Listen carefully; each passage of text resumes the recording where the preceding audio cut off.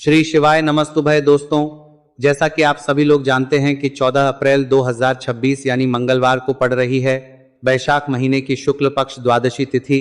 और दोस्तों, यह वह तिथि है जो वैशाख महीने में पड़ने वाली सबसे बड़ी तिथि है, क्योंकि यह मंगलवार के दिन पड़ रही है और इसीलिए दोस्तों इसका बहुत ही बड़ा और विशेष महत्व होता है। पूज्य गुरु जी ने कहा है कि अगर कभी भी मौका लग जाए और वैशाख महीने की द्वादशी तिथि मंगलवार को पड़ जाए तो आप लोगों को 7 काली मिर्च के दाने वाला उपाय तो अवश्य ही करना चाहिए। इन काल दोनों का संयोग बहुत कम आता है और इसी के साथ में गुरु जी ने अपनी शिव पुराण कथा में बताया है कि इस दिन आपको 7 काली मिर्च के दाने वाला उपाय तो आपको अवश्य ही करना चाहिए, क्योंकि ऐसा दिन पूरे साल में सिर्फ एक ही बार आता है। और दोस्तों, आप सभी लोग जानते हो कि मंगलवार द्वादशी तिथि का अगर सबसे बड़ा कोई उपाय है तो 7 काली मिर्च के दाने वाला उपाय है। तो दोस्तों, इस मंगलवार द्वादशी तिथि के दिन आप लोगों को इस 7 काली मिर्च के दाने वाला उपाय को जरूर करना है। बहुत सारे लोगों ने इस उपाय को ना किया हो, मतलब पूरा साल निकल गया, उन्होंने किसी भी दिन इस 7 काली मिर्च के दाने वाला उपाय को ना किया हो। पर दोस्तों, आपके पास एक आखिरी मौका बचा हुआ है, जो कि 14 अप्रैल मंगलवार द्वादशी तिथि के दिन है। तो इस दिन आप लोगों को इस वाले उपाय को जरूर कर लेना है।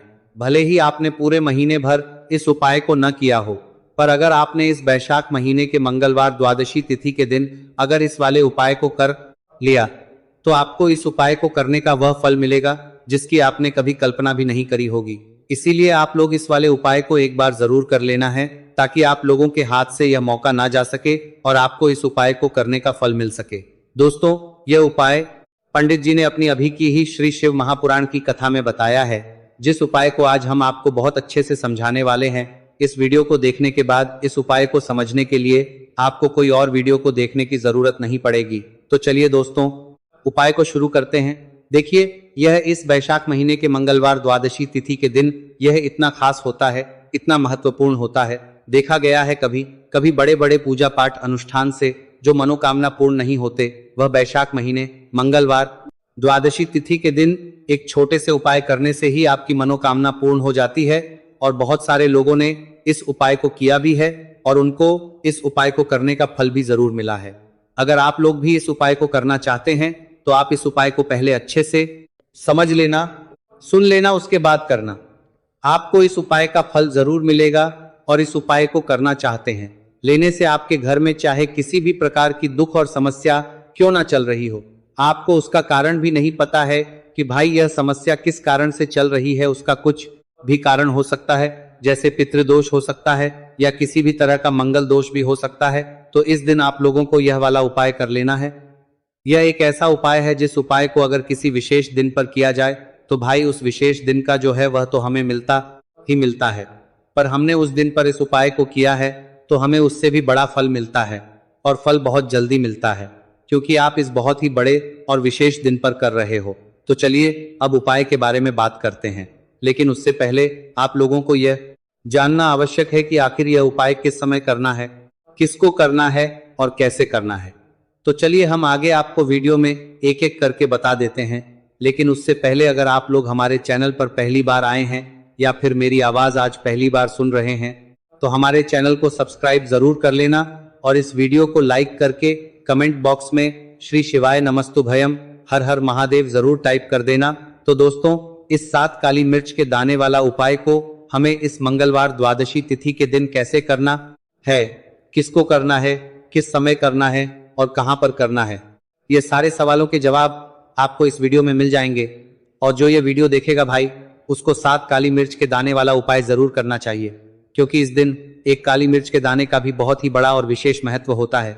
और जब बात आ जाए काली मिर्च के दाने वाला उपाय की, तो यह वीडियो में 7 काली मिर्च के दाने वाला उपाय की तो यह सोने पर सुहागा वाली बात हो जाती है और यह एक बहुत ही बड़ा उपाय हो जाता है इस मंगलवार द्वादशी तिथि का। तो अब दोस्तों, इस 7 काली मिर्च के दाने वाला उपाय, काली मिर्च के दाने वाला उपाय को आखिर करना किसको है, सबसे पहले हम लोग वह बात जान लेते हैं। तो देखो, घर की जो बड़ी माताएं बहनें होती हैं, उन माताओं बहनों में से कोई भी एक बड़ी माता बहन इस वाले उपाय को कर सकती है। और दोस्तों, अगर आप चाहे तो अपने घर में से सभी सदस्यों को भी इस उपाय को करवा सकते हैं। अगर किसी व्यक्ति खुद की कोई मनोकामना है, खुद की कोई दुख और परेशानी है जो कि वह अपने लिए ही करना चाहता है, इस वाले उपाय को तो वह खुद अपने लिए भी कर सकता है। बाकी अगर कोई घर में से ऐसा है जो कि अपने पूरे घर परिवार की सुख और शांति के लिए यह वाला उपाय करना चाहता है, तो भाई वह भी करना चाहता है, सकता है, उसमें भी कोई दिक्कत वाली बात नहीं है। कहने का मतलब यह है कि इस उपाय को हर एक सदस्य भी कर सकता है और पूरे घर परिवार के सदस्य के लिए घर की बड़ी माताओं बहनों में से कोई एक माता बहन भी कर सकती है। माताएं बहनें में उपस्थित ना हो या वो यह वाला उपाय ना कर पा रही हो तो फिर घर का कोई बड़ा सदस्य भी इस 7 काली मिर्च के दाने वाला उपाय को कर सकता है, चाहे फिर वह पुरुष ही क्यों ना हो, उसमें कोई भी दिक्कत वाली बात नहीं है। अब दोस्तों, जो अगला प्रश्न निकल कर आता है वह यह आता है इस उपाय को लेकर कि आखिर इस उपाय को हमें किस समय करना है, सुबह के समय करना है कि शाम के समय करना है। तो देखो, इस वाले उपाय को आप लोग सुबह के भी कर सकते हो और शाम के समय प्रदोष काल में भी कर सकते हो। अब अगर आप पूछो कि भाई साहब सबसे उत्तम समय कौन सा रहेगा इस 7 काली मिर्च के दाने वाला उपाय को करने का, तो हम आपसे बस यही कहेंगे कि इस उपाय को आप सुबह के समय करेंगे तो ज्यादा बेहतर होगा। बाकी अगर प्रदोष काल शाम के समय भी करेंगे तो भी अच्छा होगा, उसमें कोई भी दिक्कत वाली बात नहीं है। तो अब दोस्तों, जो अगली सबसे बड़ी और महत्वपूर्ण बात आती है वो यह आती है कि सुबह अगर हम उपाय को करेंगे तो हमें कितने बजे से लेकर कितने बजे तक बीच में करना है, और शाम के समय प्रदोष काल में करेंगे तो हमें कितने बजे से लेकर कितने बजे के बीच में करना है। तो देखो, सुबह जितनी जल्दी हो सके आप उपाय को करने की कोशिश करना। बाकी अगर किसी कारणवश लेट भी हो जाओ, थोड़ी देर भी हो जाए, तो 10 या 11:00 बजे तक भी आप उपाय कर लेना, पर 12:00 बजे से ज्यादा देरी ना हो, ठीक है, इस बात का ध्यान रखना। उसके बाद में दोस्तों, अगर शाम के समय प्रदोष काल की बात करें, प्रदोष काल का जो है होता है वह शाम के 6:00 बजे से शुरू हो जाता है। मतलब शाम के 6:00 बजे से लेकर 7:00 बजे के बीच का जो समय होता है, यह समय प्रदोष काल का समय होता है। तो आप इस उपाय को 7 या 8:00 बजे के बीच में भी कर सकते हो। मतलब शाम के 6:00 बजे से रात 8:00 बजे के बीच में आप कभी भी इस वाले उपाय को कर सकते हो, उसमें कोई भी दिक्कत वाली बात नहीं है। देखिए, मंगलवार का जो दिन है ये कर्म फलदत्ता, यानी व्यक्ति को उसके कर्मों के उसे फल देने का काम शनिदेव के हाथ में ही होता है। तो मंगलवार का दिन शनिदेव को समर्पित होता है और इन्हें यदि कोई प्रसन्न कर लेता है, वह अपने जीवन के सारे कष्टों को, सारे दुखों को जल्दी से जल्दी दूर कर लेता है। विशेषकर अगर आप काली मिर्च का उपाय करते हैं तो कुंडली में चाहे शनि की 7.5 चल रही हो, शनि ढैया चल रही हो, आप शनि की कितनी भी बड़ी महादशा से परेशान क्यों ना हो, काली मिर्च का यह उपाय आपको बता दें कि शनि का जो प्रकोप है उसे तुरंत शांत करता है और आपकी जीवन की समस्याएं हैं उन्हें भी दूर करता है। चाहे वह सब समस्याएं पैसे की हैं, स्वास्थ्य की हैं, घर में बीमारियां हैं, क्योंकि शनि की 7.5 या शनि ढैया चल रही होती है तो घर में बीमारियां भी प्रवेश कर जाती हैं। और काली मिर्च का जो उपाय हम आपके लिए लेकर आए हैं यह आपके जीवन से बीमारियों को भी दूर करेगा, क्योंकि इस उपाय से सीधे आप शनि देव को प्रसन्न कर लेंगे। तो चलिए बात कर लेते हैं कौन सा उपाय है, किस तरह से 7 काली मिर्च आपको जलानी है और उपाय को कैसे करना है। तो देखिए, सबसे पहले आपको बता दें कि आपको 7 साबुत काली मिर्च यहाँ पर लेनी है। 7 काली मिर्च जो आप लेंगे वो टूटी हुई ना हो, खंडित ना हो। एक लेना है कपूर का टुकड़ा या कपूर की छोटी सी टिक्कियां। अब यह दोनों चीजें आपको मिट्टी के दीपक में रख लेना है और आप घर में किसी भी स्थान पर बैठकर इस 7 काली मिर्च और एक कपूर को घर में किसी भी स्थान पर बैठकर आपको जलाना है और शनि देव का मंत्र आपको यहाँ पर 11 बार बोलना है। जलाने के साथ जब आप जला देंगे उसी समय आपको बोलना है 11 बार। तो मंत्र कौन सा है? ओम शंख शशाराय नमः, ओम शंख शनशाराय नमः। शनिदेव का सबसे पावरफुल, सबसे शक्तिशाली मंत्र। यह मंत्र वही है जिससे शनिदेव तुरंत प्रसन्न होते हैं। उस पर भी आपने काली मिर्च और कपूर को जलाया है, तो इस उपाय को करने से तुरंत शनिदेव इसका फल आपको देते हैं। शनि की जो भी पीड़ाएं हैं वह भी शांत होती हैं और धन से जुड़ी समस्याएं तुरंत आपके जीवन से, आपके घर से दूर होती हैं। देखिए, शनिदेव जब किसी को देते हैं, ना चाहे वो सुख हो दुख हो, वह बहुत ज्यादा देते हैं। अब व्यक्ति के जीवन में जब दुख आते हैं तो हर तरफ से दुख आते हैं, और अगर एक बार शनि किसी से प्रसन्न हो जाते हैं तो सुख, धन, पैसा इतना देते हैं कि व्यक्ति संभाल नहीं पाता है। और जिस व्यक्ति ने शनिदेव और हनुमान जी को 2026 में प्रसन्न कर लिया, आने वाली पीढ़ियां भी उसकी धन में खेलेंगी। यह बात बिल्कुल सही है। तो बिल्कुल सच्ची श्रद्धा से यह उपाय करिए। शनि देव के ऊपर विश्वास करके यह उपाय करिए, फिर देखिए शनि देव कैसे प्रसन्न होते हैं। तो चलिए बात कर लेते हैं अब दूसरे उपाय की, जो कि शनि से ही जुड़ा हुआ है और मनोकामना पूर्ति के लिए भी है, और शनि की पीड़ा को भी यह उपाय शांत करता है। तो देखिए, आपको बता दें कि शनि देव को सरसों का तेल बहुत प्रिय है। एक बार जब शनि देव के पूरे शरीर पर बहुत घाव हो गए थे, तब संकट मोचन हनुमान जी ने उनके कष्टों को दूर करने के लिए, उनके घाव में राहत देने के लिए, आराम देने के लिए उनके घाव पर सरसों का तेल ही लगाया था, और तब शनिदेव को बहुत ज्यादा आराम मिला था। उस सरसों इसीलिए जब आप मंगलवार के दिन सरसों का तेल शनिदेव के मंदिर में जाकर उन्हें अर्पित कर देते हैं। अर्पित कैसे करना होता है? उनके चरणों में आपको सरसों का तेल चढ़ाना होता है, या फिर उनकी मूर्ति पर भी आप सरसों का तेल चढ़ा सकते हैं। मूर्ति है, कोई शिला है आपके घर के आसपास शनिदेव की, वहां पर जाइए और थोड़ा सा सरसों का तेल ले जाइए और शनिदेव को यह तेल चढ़ाए। कि दिन का उपाय है, सुबह या शाम किसी भी कर लीजिए, और शनिदेव से अपनी मनोकामना यहाँ पर आपको कहनी है। एक चीज बिल्कुल ध्यान रखनी है कि शनिदेव की आंखों में आपको यहाँ पर नहीं देखना है, उनके चरणों की तरफ देखते हुए आपको अपनी मनोकामना, अपनी इच्छा और अपनी विश को कहना है। तो 3 से 4 मंगलवार आप यह उपाय करें, उपाय आपके लिए और अधिक सर्वोत्तम होता है। तो यदि आपको प्रदोष काल के समय में मिल जाता है तो फिर आप प्रदोष काल में भी कर सकते हैं, या फिर आप पूरे ही दिन में किसी भी समय इस उपाय को कर सकते हैं। शिव मंदिर पहुंचने के बाद सबसे पहले तो आपको दक्षिण दिशा में बैठ जाना है, उत्तर दिशा की तरफ आपको अपना मुख कर लेना है। लेकिन यदि शिवालय में भीड़ है, शिव मंदिर में भीड़ है, तो फिर आप किसी भी दिशा में बैठकर इस उपाय को कर सकते हैं। तो देखिए, सबसे पहले आपके पास जो गुड़ के टुकड़े हैं, जो आप गुड़ के टुकड़े लेकर के आए थे, उन्हें आपको शिवलिंग के सामने ही जो आपके पास एक लौटा जल है, उस पात्र में आपको ये गुड़ के टुकड़े डाल देना है। इसी के साथ में आप जो चने की दाल लेकर के थे, चाहे आप 7 चने की दाल लेकर के आए हैं, 11, 21 जितने भी आप चने की दाल लेकर के आए हैं, इस चने की दाल के ऊपर आपको जो आपके पास गुड़ वाला जल आपने तैयार किया है, इसमें से थोड़ा सा जल आपको इस चने की दाल पर डाल लेना है। अब देखिए, आपके पास जो गुड़ वाला जल है, इसमें से सबसे पहले थोड़ा सा जल आपको श्री गणेश जी वाले स्थान पर समर्पित कर देना है। श्री शिवाय नमस्तुभयम इस मंत्र का जाप करते हुए फिर थोड़ा सा जल आपको श्री कार्तिकेय जी वाले स्थान पर समर्पित करना है। श्री शिवाय नमस्तुभयम इस मंत्र का जाप करते हुए फिर थोड़ा सा जल आपको माता अशोक सुंदरी वाले स्थान पर भी समर्पित करना है। श्री शिवाय नमस्तुभयम इस मंत्र का जाप करते हुए फिर थोड़ा सा जल आपको माता पार्वती के हस्त कमल पर समर्पित करना है, और आपको श्री शिवाय नमस्तुभयम इस मंत्र का जाप कर लेना है। अब देखिए दोस्तों, आपके पास जो सा जल और शेष बचेगा, इसमें से आपको केवल थोड़ा सा जल शिवलिंग पर अर्पित कर देना है, और अंत में आपको उस पात्र में थोड़ा सा जल और शेष बचाना है। पूरा जल आपको शिवलिंग पर अर्पित नहीं करना है, अंत में आपको थोड़ा सा जल और शेष बचाना है।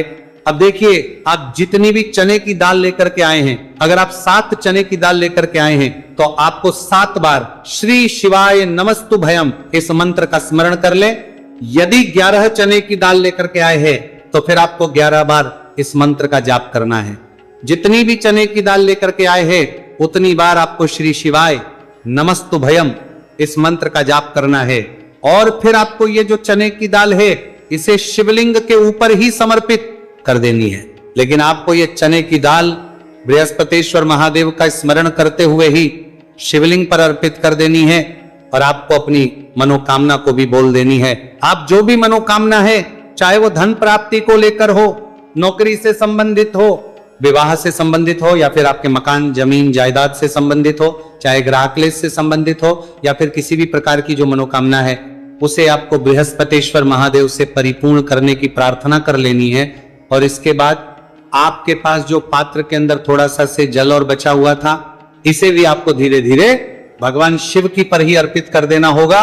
श्री शिवाय नमस्तुभयम इस मंत्र का जाप करते हुए पूज्य गुरु जी कहते हैं कि वैशाख महीने का मंगलवार द्वादशी तिथि को जो भी व्यक्ति इस प्रकार से ये चमत्कारिक उपाय कर लेता है, तो उसकी जो मनोकामना है वह भगवान लक्ष्मी नारायण की कृपा से तथा महादेव की कृपा से बहुत ही जल्द परिपूर्ण हो जाती है। बात करते हैं अगले उपाय की।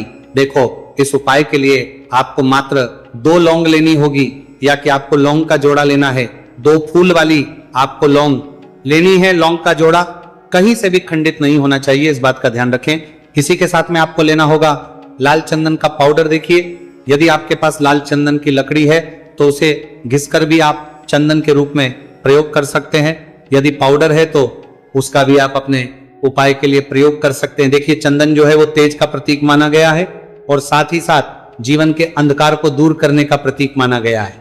अब इसी के साथ में आपको मात्र एक तांबे के पात्र के अंदर शुद्ध जल लेना होगा अपने घर से। अब दोस्तों, ये तीनों सामग्री लेकर के सीधे आपको पहुंच जाना होगा भगवान शिव के मंदिर में। देखिए, इसी के साथ में आपको एक गोल बाती का दीपक भी लेना होगा।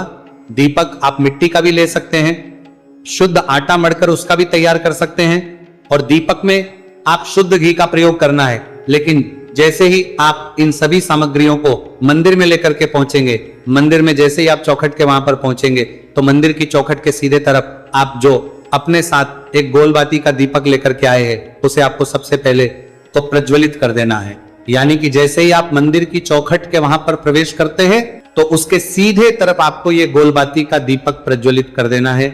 अब देखिए, जैसे ही ये दीपक प्रज्वलित करेंगे तो आपकी जो भी मनोकामना है उससे आपको बोल देना है। आप इस दीपक को इस प्रकार से प्रज्वलित करने के बाद इन सभी सामग्रियों को शिवलिंग के पास में लेकर पहुंच जाना है।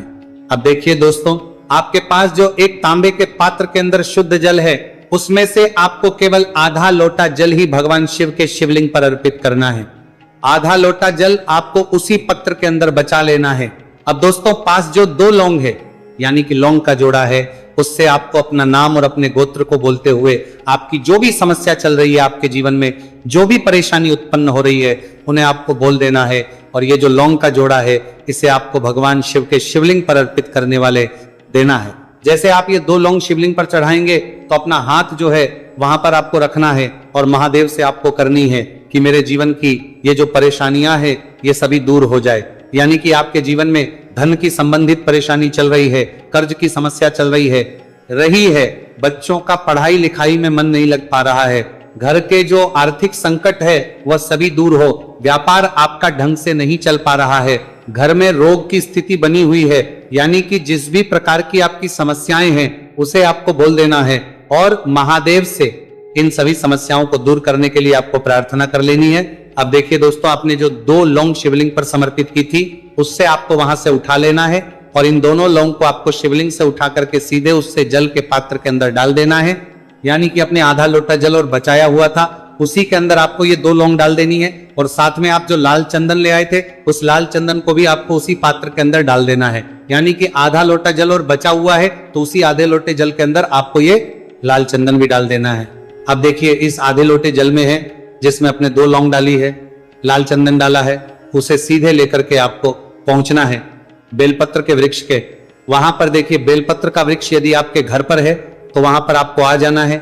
आपके घर के पास कहीं भी है तो वहां पर आपको पहुंच जाना है और उसके बाद आपका जो मुख है वो दिशा की ओर होना चाहिए और उसके बाद आपको अपना नाम और अपनी गोत्र को बोलना है और पुनः अपने जो भी परेशानियां शिवलिंग के पास में बोली थी उन्हें आपको वापस से बेलपत्र के वहां पर भी बोल देनी है। और ये जो आधा लोटा जल और है इससे आपको पूरा बेलपत्र के वृक्ष की जड़ DDH में श्री शिवाय नमस्तुभयम इस मंत्र का जाप करते हुए समर्पित कर देना है। तो बस इतना सा उपाय आपको करना है। जो भी आपकी परेशानी है, समस्या है, उससे महादेव निश्चित ही दूर करेंगे।